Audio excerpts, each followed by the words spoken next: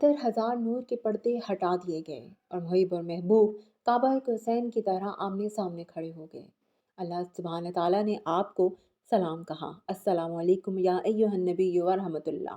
ملاقات کے دوران آپ نے اللہ سے فرمایا کہ آپ نے حضرت ابراہیم علیہ السلام کو خلیل بنایا، موسیٰ علیہ السلام کو کلیم اللہ بنایا، جس پہ اللہ تعالیٰ نے فرمایا کہ میرے حبیب، میں نے آپ کو وہ دیا جو کسی کو نہیں دیا، یعنی قیامت تک میرا اور آپ کا نام ہمیشہ اکٹھا لیا جائے گا، لا الہ الا اللہ محمد رسول اللہ۔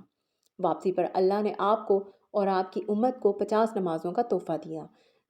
جب آپ چھٹے آسمان پر پہنچے تو حضرت موسیٰ نے روک لیا اور فرمایا کہ کیا لائے ہیں؟ آپ نے کہا 50 نمازیں، جس پر حضرت موسیٰ علیہ السلام نے کہا یہ بہت زیادہ ہیں، ان کو کم کروائیں۔ آپ بارگاہ الہی میں واپس پہنچے اور عرض کیا کہ کچھ نمازیں کم کر دی جائیں۔ اللہ تعالیٰ نے 5 نمازیں کم کر دیں اور یوں 45 رہ گئیں۔ موسیٰ علیہ السلام نے پھر کم کرنے کا کہا، آپ پھر اللہ کے پاس حاضر ہوئے اور اب 40 نمازیں کر دی گئیں۔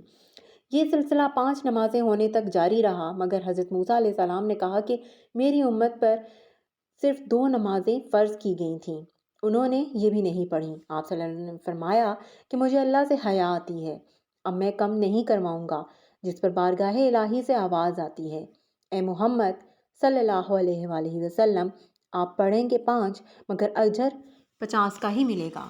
بعد عرش سے فرش پر واپسی کا سفر شروع ہوتا ہے۔